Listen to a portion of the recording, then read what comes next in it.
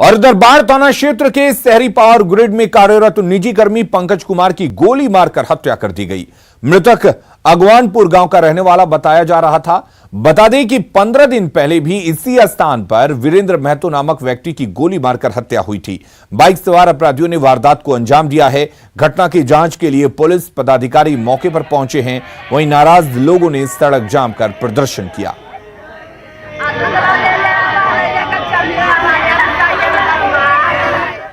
और इधर पटना से सटे दानापुर में अपराधियों ने पुलिस को चुनौती दी है। बीजेपी के खगौल मंडल के अनुसूचित जाति के अध्यक्ष और वार्ड पार्षद दीपक पासवान को अपराधियों ने गोली मारकर घायल कर दिया। बीजेपी नेता को 2 गोलियां लगी हैं। खगौल थाने के चाणक्यपुरी की यह घटना है, जहां गाड़ी खाना के रहने वाले दीपक को गोली मारकर अपराधी फरार हो गए। स्थानीय लोगों ने आनंद फानन में सगुना मोड़ स्थित निजी नर्सिंग होम में भर्ती कराया है, जहां जिंदगी और मौत के बीच जूझ रहे हैं। दिन दहाड़े हुई इस घटना से स्थानीय लोगों में दहशत का माहौल बना हुआ है। डराया जा रहा है कि लोग डर जाए। मेरा पूर्व मंडल अध्यक्ष है, अभी प्रदेश में आप पंचायती राज का सदस्य भी बने हैं। डराया जा रहा है बीजेपी कार्यकर्ता लोग। बिहार में कोरोना लगातार अपना पांव पसार रहा है। कोरोना का संक्रमण अब सूखे में खास लोगों तक पहुंच चुका है और हर पल संक्रमितों का आंकड़ा बढ़ता जा रहा है। ऐसे में बिहार सरकार एक बार फिर पूरी तरह से सख्त हो गई है। वहीं शादी समारोह को लेकर भी सरकार ने आदेश जारी किया है। अगर आप शादी समारोह या ऐसा कोई भी आयोजन कर रहे हैं जिसमें निमंत्रण पत्र बांटकर लोगों को बुलाया जा रहा है, तो कार्ड बांटने से पहले आपको स्थानीय थाना को सूचित करना होगा। अगर ऐसा नहीं किया गया तो आपके खिलाफ कड़ी कार्रवाई होगी। कोरोना को लेकर मुख्य सचिव की अध्यक्षता में गठित क्राइसिस मैनेजमेंट ग्रुप की एक बैठक में इस बात का फैसला लिया गया है और इसकी सूचना सभी थानाध्यक्षों के साथ hotel, banquet hall, marriage hall, community hall या विवाह परिसर संचालकों को भी दे दिया गया है। डीजीपी गुप्तेश्वर पांडे से बात की है न्यूज 18 संवाददाता अमित कुमार ने। मौजूद हैं बिहार के डीजीपी गुप्तेश्वर पांडे, बात करते हैं इनसे। सर, शादी समारोह को लेकर के राज्य सरकार का निर्णय हुआ है, क्या निर्णय है और इसका ये निर्णय देखे नहीं पालीगंज में क्या हुआ। एक शादी में सैकड़ों लोग संक्रमित हो गए।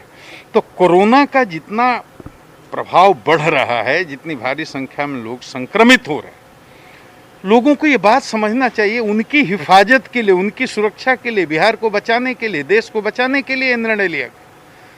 शादियों में लोग सैकड़ों की संख्या में कैसे? भारत सरकार की गाइडलाइन है अनलॉकडाउन टू शादी करिए, 50 से अधिक नहीं, उससे ज़्यादा अगर लोगों की भीड़ जुटाते हैं तो बहुत खतरा है। और 50 लोग भी सोशल डिस्टेंसिंग मेंटेन करके रहें और मुंह पर मास्क लगा करके रहें। इससे अधिक तो किसी हालत में होना नहीं है। इसलिए कहा गया कि भाई कहीं किसी की शादी हो, पहले थाना को आप सूचना दीजिए और थाना को सूचना देने के बाद अपना जगह बताइए, डेट बताइए और ये बॉन्ड भी दीजिए कि हमारी शादी में 50 से अधिक लोग उपस्थित नहीं होंगे। इससे बिहार बचेगा बस। लेकिन ये सिर्फ शादी समारोह में ही क्यों? आयोजन तो और भी कई होते हैं, उसमें भी लोग जमा होते हैं। तो बाकी तो किसी तरह के आयोजन पर प्रतिबंध ही है। कोई धार्मिक आयोजन नहीं हो सकता, कथा नहीं हो सकता, भक्ति नहीं होता, गाना नहीं हो सकता, गीत संगीत का समारोह नहीं हो सकता, सांस्कृतिक कार्यक्रम नहीं हो सकता, धार्मिक समारोह नहीं हो सकता, राजनीतिक कार्यक्रम नहीं होता, सामाजिक कार्यक्रम नहीं हो सकता। उस पर तो कम्प्लीटली प्रतिबंध है। लेकिन शादी और साध ऐसा चीज़ है जो रुक नहीं सकता। इसलिए कहा गया कोई मरेगा तो साध होगा, तो कहा गया 20 आदमी होना चाहिए, इससे ज़्यादा नहीं। उसी तरह से शादियाँ भी चूँकि मुहूर्त से होती हैं तो शादी को कंप्लीट बैन करना संभव नहीं है। इसलिए भारत सरकार का ये गाइडलाइन है 50 से अधिक लोग शामिल। जो लोग अनुपालन नहीं करेंगे राज्य सरकार के निर्देश का, तो क्या तो आप जानते हैं कि कानूनी कार्रवाई होती है उन पर। तो नेशनल डिजास्टर एक्ट के तहत मुकदमा हो सकता है। देखिए, हम लोग मुकदमा करके सबको जेल भेजना नहीं चाहते हैं ना लोगों। और उधर भागलपुर में कोरोना की रफ्तार को थामने के लिए जिला प्रशासन ने बड़ा फैसला लिया है। प्रशासन ने यहां कल से 5 दिनों का लॉकडाउन लागू करने का फैसला लिया है। कल सुबह 6 बजे से लॉकडाउन लागू होगा, जो 13 तारीख को सुबह 6 बजे तक रहेगा। इस दौरान शहर में सिर्फ अति आवश्यक सेवाओं को ही जारी रखने की अनुमति होगी। बेहद जरूरी काम होने पर ही लोगों को घर से बाहर जाने की अनुमति होगी। और जानकारी दे रहे हैं हमारे सहयोगी आशीष रंजन। जिले में लगातार बढ़ते कोरोना मरीज को लेकर जिला प्रशासन ने देर रात ये फैसला लिया है कि 9 तारीख कल सुबह से 6 बजे से 13 तारीख सुबह 6 बजे तक पूरे शहर में जो है एक बार फिर से लॉकडाउन किया जाएगा। और इस लॉकडाउन के दौरान जो है अति आवश्यक सेवा जो है उसको ही छूट दी जाएगी, अन्यथा मोटरसाइकिल, कार, इस तरह के वाहनों के चलने पर जो है पूरी तरह से रोक लगा दी गई है। जिले में जो आंकड़ा है वो 700 को पार कर चुका है। विश्वविद्यालय के एक अधिकारी, कई कर्मचारी, कोरोना वॉरियर्स, डॉक्टर, नर्स भी इसके चपेट में जिले में आ चुके हैं। इसके बाद जो है जिस तेजी से ये रोज आंकड़ा बढ़ रहा था, इसको लेकर ये फैसला लिया गया है। आशीष रंजन, न्यूज़ 18 भागलपुर। और अब आपको दिखाते हैं भागलपुर शहर की दूसरी तस्वीर, जिसे देखकर आप सहज समझ सकते हैं कि भागलपुर में एक बार फिर से लॉकडाउन की स्थिति क्यों आ गई है। यहां न लोग सोशल डिस्टेंसिंग का पालन कर रहे हैं, ना ही लोग मास्क को लेकर गंभीर दिखाई दे रहे हैं। लोग खुलेआम बाजार में पहुंच रहे हैं, बिना मास्क के पहुंच रहे हैं और सोशल डिस्टेंसिंग का बिल्कुल यहां पर ख्याल नहीं रखा जा रहा है, जिसकी वजह से लगातार यहां पर कोरोना का संक्रमण बढ़ता जा रहा था। और इन्हीं तमाम चीजों को देखते हुए जिला प्रशासन ने यह फैसला लिया है।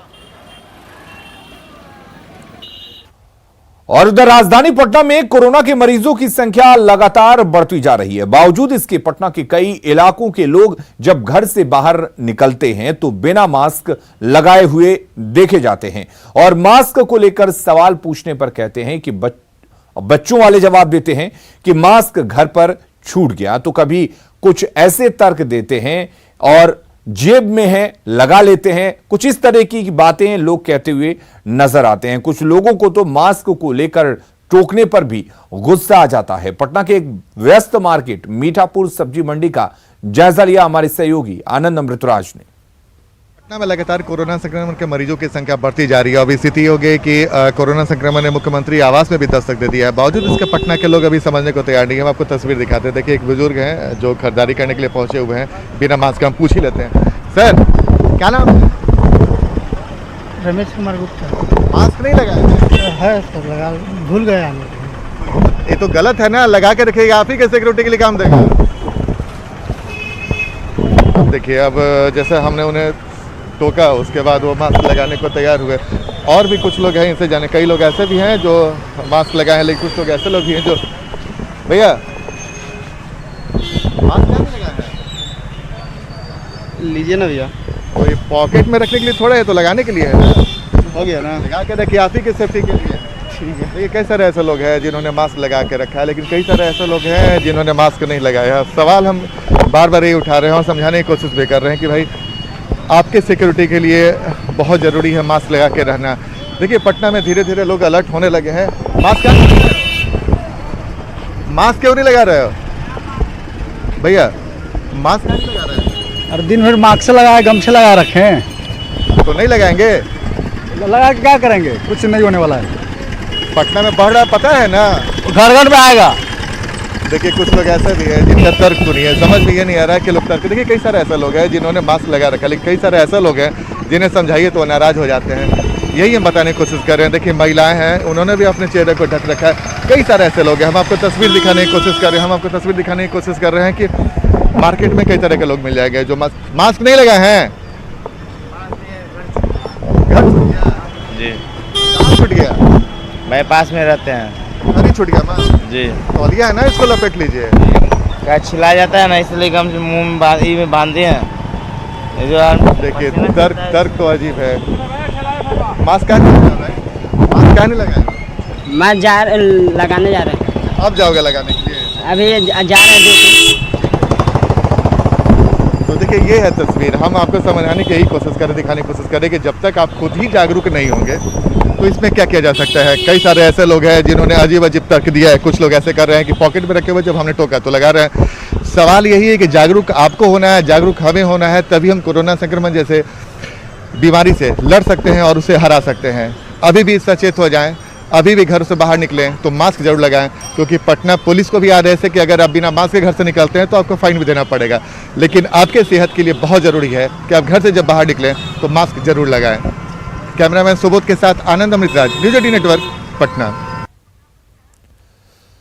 गया के नई गोदाम समेत कई इलाकों के कंटेनमेंट जोन घोषित होने के बाद से जिला प्रशासन ने सभी के लिए मास्क लगाना अनिवार्य कर दिया है और मास्क नहीं लगाने वालों से प्रशासन जुर्माना भी वसूल रहा है। फिर भी लोग कोरोना के खिलाफ जंग को कमजोर कर रहे हैं। बिना मास्क लगाए धड़ल्ले से लोग शहर में घूम रहे हैं और पुलिस की कार्रवाई से बचने के लिए जेब में मास्क लेकर घूम रहे हैं। ऐसे ही कुछ लोगों से बात की हमारे सहयोगी अरुण चौरसिया ने। इस समय हम लोग हैं गया के नई गोदाम इलाके में, जिसे कंटेनमेंट जोन घोषित किया गया और आप देख सकते हैं दूर से दिखाई पड़ रहा है, जहां बांस का बैरिकेटिंग करके सील किया गया है और इस इलाके से कई लोग संक्रमित हुए हैं और कई लोगों की जान भी जा चुकी है। इसके बावजूद जो है इस इलाके के लोग, कई लोग तो सतर्क हुए हैं, लेकिन कई लोग अभी भी हैं जो सतर्क नहीं हैं।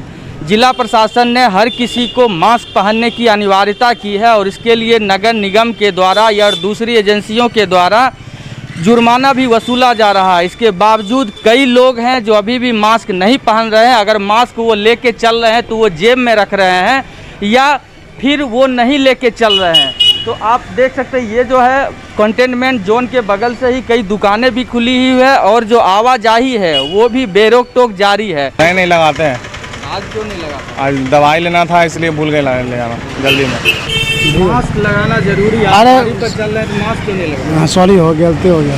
इससे किसको खतरा है, आपको या पूरा समाज? गलती हुआ बोल रहा हूँ। आप बताइए मास्क कितना जरूरी है? जरूरी है। आपके साथी बगल में है, मास्क नहीं लगा। क्या किया जाए, नहीं लगाया तो क्या करें। जनता अपने आप में सचेत नहीं है, इसका बहुत दूरगामी परिणाम हो सकता है। परिणाम तो हो ही रहा है। हाँ, चूँकि इसी का एक कड़ी यहाँ पे है कि यहाँ पर ऐसे दो भाई गए थे कोरोना पेशेंट, एक की मृत्यु हो चुकी है बोधिया में होटल में। सहयोगी विपिन के साथ अरुण चौरसिया, न्यूज 18 गया। और कर लेते इस वक्त एक बड़ी खबर की। बिहार में चुनाव को लेकर आयोग का बड़ा बयान आया है। समय पर चुनाव के लिए आयोग पूरी तरह से तैयार है। आयोग की गाइडलाइन का पालन करना होगा। तैयारियों पर मुख्य चुनाव आयुक्त का पहला इंटरव्यू आया है। मुख्य चुनाव आयुक्त ने न्यूज 18 से बात की है। बिहार में एक पोलिंग स्टेशन पर 1000 मतदाता होंगे। 65 साल से अधिक उम्र के मतदाता को पोस्टल बैलेट की सुविधा दी जाएगी। और नीरज हमारे साथ जुड़े हुए हैं। नीरज, क्या कुछ कहा गया है चुनाव आयोग की तरफ से बिहार विधानसभा चुनाव को लेकर? देखिए, विस्तृत तौर पे बात किया है न्यूज 18 इंडिया से उन्होंने, और ये कहा है कि बिहार विधानसभा चुनाव के लिए जो तैयारियां चुनाव आयोग की वो समय पे हो रही है। तमाम एजेंसी और मंत्रालयों से लगातार चुनाव आयोग की बैठक हो रही है और न सिर्फ चुनाव आयोग के स्तर पे बल्कि राज्य और जिला स्तर पे भी तैयारी चल रही है। यहाँ तक उन्होंने कहा है कि ईवीएम की FLC यानी फर्स्ट लेवल चेकिंग जो होती है उसकी शुरुआत हो गई है। तो कहीं ना कहीं चुनाव आयोग पूरी तरह से अब तैयार है चुनाव कराने के लिए। और दूसरी महत्वपूर्ण बात है जी, एक बूथ पर यानी एक पोलिंग स्टेशन पे 1000 से अधिक मतदाता नहीं होंगे। इसके लिए 33,000 पोलिंग बूथ की संख्या जो है वो बढ़ाई गई है ताकि लोगों को अकोमोडेट किया जा सके, क्योंकि चुनाव आयोग की कोशिश है कि कोरोना काल में लोगों के बीच सामाजिक दूरी मेंटेन की जाए। 65 साल से अधिक कोरोना पॉजिटिव और कोरोना संदिग्ध को घर से बैलेट पत्र पे वोट करने की सुविधा होगी, जो इस सुविधा का लाभ उठाना चाहेंगे।